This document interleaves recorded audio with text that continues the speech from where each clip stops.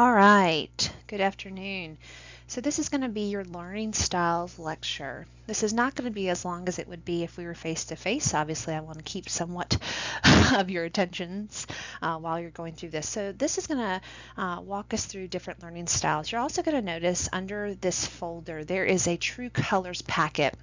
If you are interested in learning more about that, go ahead and take that learning True Colors assessment. It's the first page of that packet, and then read back through these different colors on these subsequent pages of this PowerPoint.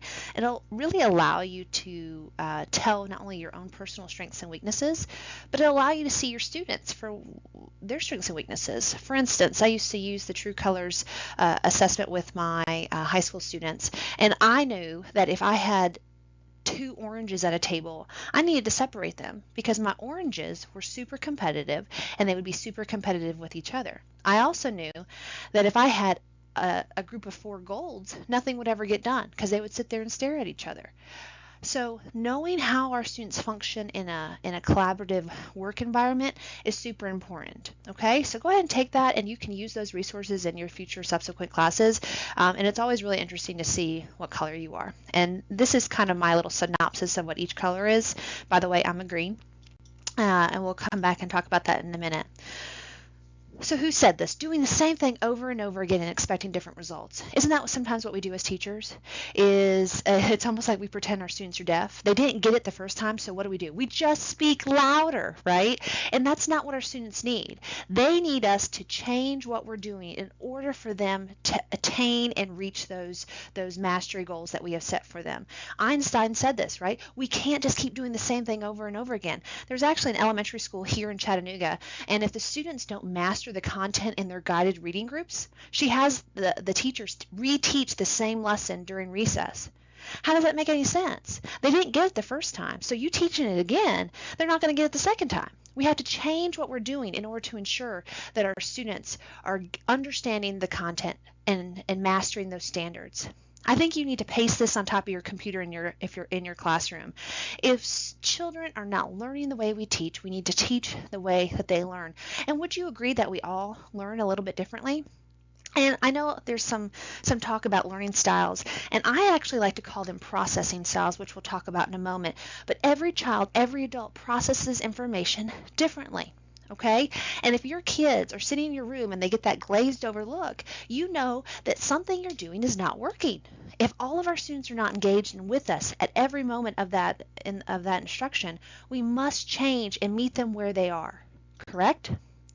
So learning styles, we're going to skip over this because I want to get right into a little bit about this brain. We're not going to go into big details about this because we're actually going to hit on this a little later during this semester. But if you know the main functions of these different areas, we know that the more often and in the more ways students can receive content. So if they can see it, right? If they can move with it, right? If they can think about it, right? If they can hear it and speak it, they're going to ingrain that memory into their long-term memory. It moves from working memory into long-term memory, which you guys, if you've ever taken Psych 101, you know that, okay?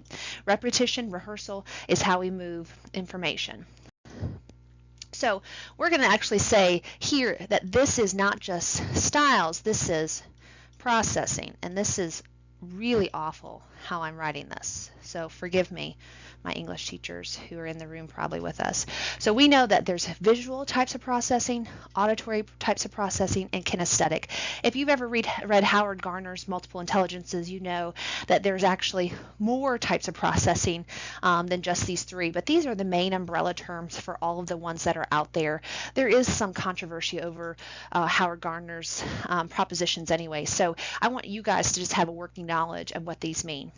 So how do we know our visual processors in the room? This is the easy example I can give you. How many of you who are listening to this like scary movies? Some of you right now are shaking your head like, oh yeah, I love scary movies, right? And then some of you are like, heck no, man, please, I never want to see one. I have nightmares. And I'm that type of person.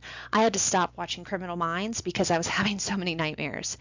So this is a good gauge of your type of processing style. So if you're in the movie theater and you're watching a scary movie, okay, and my husband loves scary movies, and I think he dragged me recently to watch The Conjuring. This was a while ago, and I swore I would never go to another scary movie after that. So during the movie, because I was getting scared, and I am more so a visual processor, what do people do who are visual processors in the scary movie? They cover their eyes, don't they? They cover their eyes because if they can't see it, see my little guy down here? If they can't see it, it's not real, right? The same thing would apply for an auditory processor. When they get scared, what do? They cover their little ears because if they can't hear it, it's not scary. And we'll talk about what a kinesthetic processor does when we get there. So a visual learner, this is the type of person who sees in pictures. Right? Sees in pictures. It's also the type of person, if you're sitting on the pot, you're going to read the shampoo bottles. You don't know what the words are saying, but you're going to read them anyways. Or the type of person who brings their cell phone into the bathroom. Okay? You guys read and read and read. You just like to look at things. And you're also bored by long verbal explanations. So how do we know a visual processor? All right, they see in words, they see in pictures. This is the type of person who remembers faces but not names. I am horrible with names, but I know that I know you. I just don't know from where, okay? We also, our facial expressions give us away a lot, definitely give us away a lot. Okay, this is the type of person that in your classroom, let's say you're in a lecture hall and your professor writes something on the upper right quadrant of the whiteboard in purple ink, right, or purple marker, and you're taking the test. You remember that the answer to that question is in the upper right quadrant in purple marker, but you have no idea what it says. You're probably a visual learner, visual processor. Auditory, right? Auditory. Okay, let's get rid of our little things here. These are the types of people who, if you're in your classroom and they're tapping, I don't know if you can hear that, but if they're tapping their pen, they're going to get ticked off really quickly. They're very sensitive to sounds. They can probably get distracted by the hum of the air conditioner in your classroom as well. Or on the flip side, these people may need a lot of sounds around them. Also doing their homework, they may have the radio on, the TV on, Facebook open in front of them, right? So these are the types of people who love lectures, love sounds, love listening to things. You're probably going to be the ones who love listening to this lecture. My visual people, you're going to get distracted by the background here and all this other stuff that's going on. So just like I said, in a scary movie, you're going to cover your ears. Now, if you're thinking of a memory, you're probably going to also be the one who remembers something based on what was said at a certain time or a song that was playing during a significant moment, probably more of an auditory processor. So how else do you know that you're an auditory processor, right? You probably are the ones who can repeat things back to me easily just by listening to them. And when you're in the classroom, you just want to listen. You don't necessarily want to take notes. You just want to listen and digest what you're hearing, okay? You're opposite. You remember names, but you have no idea who that person is if you walked into them, okay? Games and pictures are distracting and annoying, and sometimes you're actually offended by those sounds more so than sights. That's that clicking pencil that we were talking about before, okay? Now, kinesthetic. Now, let's go back to our movie example. So you're watching a scary movie, and visual person will cover their eyes if they get scared. Auditory processor would cover their ears. A kinesthetic person needs to feel somebody to feel grounded. They need touch, right? So this person is going to kind of probably crawl their way underneath the armpit of the person they're sitting next to. They're going to want to hold on to somebody to feel grounded if they're a kinesthetic processor. Obviously, they like hands-on activities. They like experiments. They like manipulatives in the math classroom. They like working in labs, right? They like to hold it and touch it and feel it, all right? These are also the type of people who remember events by how they felt.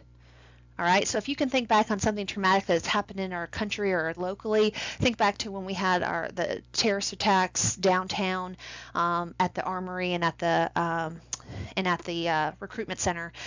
These people are going to be the ones who remember how they felt during that time, despair or sadness or anger, okay? So how else do you know? You learn by doing, right? Probably should change the color on that, huh? You learn by doing. You're also poor spellers, and sometimes you're super impulsive, and you like to move, right? So sometimes in our classrooms, our kids may just be more so kinesthetic processors, and we think there's something else going on. Why can't you sit still, right? I see that all the time even in my college classes. Look around in some of your college classes, the kids who are moving their feet and kicking or shaking their legs or are always scribbling on a sheet of paper for no reason are probably more so kinesthetic learners than anything else. Now, I want to show you this. I'm not going to go through a whole example mini lesson. If we were face to face, I probably would, because I want to show you what good teaching looks like, correct? But in this case, so if I'm going to teach perimeter to my kids, right? If I'm going to teach perimeter to my kids, I'm not only going to show them pictures and graphics, but I'm also going to have this on their tables in front of them. So, and I'm probably going to give them maybe, let's say, M&Ms, where they could put out their M&Ms here, right, on each side, and they can actually manipulate with the math. Now that is going to be a kinesthetic tool. It is also a visual tool because then they can see it in action on the front board and at their desks. Now another way that we can get our kids to understand perimeter is by teaching them a song, which would be an auditory concept. An easy one that I've created, and I'm not a singer, so forgive me, to learn perimeter is this. If you want to learn perimeter, perimeter, perimeter, if you want to learn perimeter, just add all the sides. First this side, then that side, then this side, then that side. If you want to learn perimeter, just add all the sides. Now, anytime you saw me make a little mark, I am using my hands in the air to draw out this shape. So not only are we adding the auditory element, but the visual and kinesthetic as well. We're giving our kids the tools that they need to master the content. Now, I like to call those disposable crutches. They may not need the picture, they may not need the gestures, the movement, and they may not need the song, but some of our kids will. And we have to figure out which kids do and which kids don't, and then give them those disposable crutches so they can master the content and then move on to harder concepts. And once they don't need the crutches anymore, then you can remove them. In layman's terms or in educational terms, the disposable crutches would actually be called scaffolding. We provide the scaffolding, which is the framework of understanding for our students. And once we provide that framework, they can build their house, which is the concepts of understanding, much, much easier. Okay? Now, after you have watched this, I want you to complete discussion board 1. Discussion board 1. And don't forget, make sure you've watched the other lectures up until this point. Let me know if you have any questions under the comments, questions, and concerns discussion board. Talk to you later.